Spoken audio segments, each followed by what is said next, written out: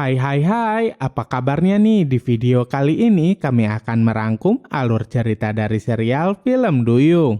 Gak usah nunggu berlama-lama lagi, mari kita langsung aja ke alur cerita serial Film Duyungnya.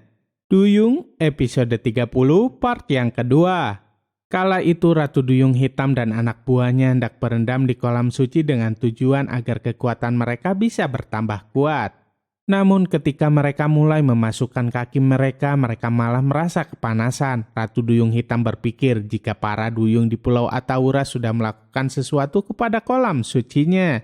Dengan penuh amarah, Ratu Duyung Hitam segera menyuruh anak buahnya untuk membawa Cassandra dan para duyung penghuni Pulau Atawura lainnya ke hadapan Ratu Duyung Hitam. Sesampainya Cassandra di sana, Ratu Duyung Hitam langsung bertanya kepada dia apa yang sebenarnya sedang terjadi dengan kolam suci tersebut. Cassandra bilang bahwa kekuatan kolam suci sudah diambil oleh manusia. Kala itu ada manusia yang terjatuh ke dalam kolam suci tersebut dan gak sengaja merebut kekuatan kolam sucinya. Ratu Duyung Hitam itu pun bertanya siapa sebenarnya manusia tersebut. Namun Cassandra gak mau bilang. Ratu Duyung Hitam sangat kesal. Untuk membuat Cassandra berbicara, Ratu Duyung Hitam menyiksa para duyung Pulau Atawura yang lainnya. Dengan sangat terpaksa, Ratu Duyung Cassandra pun memberitahu siapa sebenarnya manusia tersebut. Di sisi lainnya, Putri Duyung Tara sudah sampai di Pulau Atawura. Namun setelah sampai di sana, dia melihat ada dua putri duyung lainnya. Tara heran dengan mereka, karena Tara nggak pernah melihat mereka berdua sebelumnya.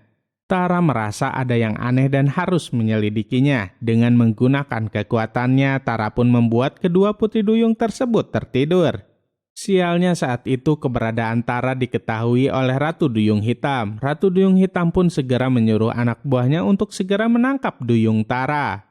Melihat anak buahnya nggak bisa segera menangkap Duyung Tara, akhirnya Ratu Duyung Hitam turun tangan untuk menangkap Duyung Tara. Di tempat lainnya, Pipi masih dikurung di kamar oleh mamahnya sendiri. Pipi terus saja merengek dan meminta mamahnya untuk segera melepaskan dirinya. Sebenarnya mamahnya Pipi nggak tega melakukan hal itu. Namun semua itu demi kebaikannya Pipi. Mamahnya Pipi berkata bahwa dia akan melepaskan Pipi tapi dengan syarat Pipi nggak boleh membicarakan tentang cincin ajaibnya lagi.